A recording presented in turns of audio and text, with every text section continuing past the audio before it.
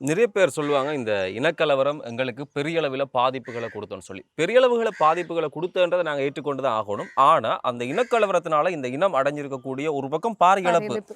மறுபக்கம் மிகப்பெரிய உயர்வுகளையும் சந்திச்சிருக்கு. அண்மையில வந்து இந்த தவம் தம்பிப்பிள்ளை என்று சொல்லி உலக சத்திர சிகிச்சை நிபுணர் சங்கத்தினுடைய தலைவராக ஒரு தமிழர் இருக்கிறார். யாழ்ப்பாணத்தில கைதடிய பூர்வீகமா கொண்டவர்.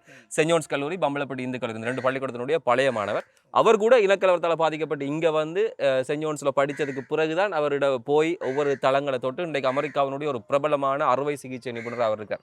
அப்ப இப்படி நிறைய மனிதர்கள, நிறைய தமிழ் சமூகத்தினுடைய பெரிய பெரிய உயர்ந்த இடங்கள்ல இருக்கக்கூடிய ஆட்கள வந்து இந்த இனக்கலவரம் தோற்றுவிச்சிருக்குது. சரி, நீங்க அப்ப இந்த ஓரளவுக்கு இந்த அண்ணா தொழிலகம் இயங்கிக் கொண்டிருக்கக்கூடிய சூழல்ல, அத பார்க்கிற போது நீங்க என்ன யோசிச்சீங்க? அவருடைய அயராத உழைப்பு இன்றைக்கு அவருடைய பிள்ளைகள் அதை வளர்த்து அடுத்த கட்டத்துக்கு இட்டு செல்கின்றார்கள். அதாவது விஷன், முன்னோக்கிய பார்வை இருக்க வேண்டும் ஒவ்வொருத்தருக்கு. அந்த வழியில் அவரும் போனார், பிள்ளைகளும் அதே மாதிரி இயங்கிக் கொண்டிருக்கிறார்கள்.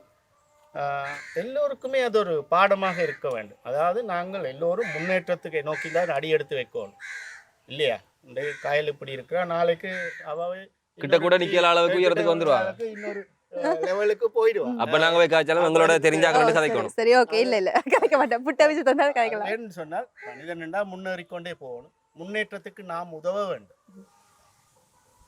மற்றவர்களுடைய அதாவது சில பேர் யோசிக்கணும், எல்லாரையும் விட நான் நல்லா இருக்கணும். அப்படி இல்லை, எல்லாரும் நல்லா இருக்கும்.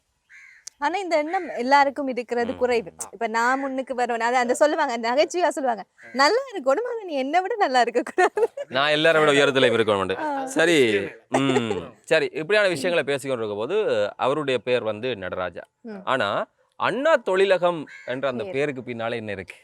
அது வந்து அவருடைய பேசுகிறதுலேருந்தும் அவருடைய சில புத்தகங்களை அவர் எழுதியிருக்கிறார், தன்னுடைய வாழ்க்கை வரலாறு மாதிரி. அதுகளில் இருந்தும் நான் அறிஞ்சு கொண்டது வந்து, அவர் வந்து மிகவும் கஷ்டப்பட்டு கொழும்புல எல்லா இடம் வேலை செய்து வவுனியாவில் தோட்டம் செய்து எல்லாம் வந்து அண்ணாமலை பெரியார்ன்ற ஒரு ஆள் இருந்தவர் இங்கே சுதுமலையில். அவர்கிட்ட போய் இந்த விபூதி செய்கிறது, பட்படி செய்கிறது எப்படின்னு சொல்லி அறிஞ்சு அவருடைய ஞாபகமாக அண்ணாமலை என்று சொல்லி பேர் போட்டு தொடங்கி செய்தவர்.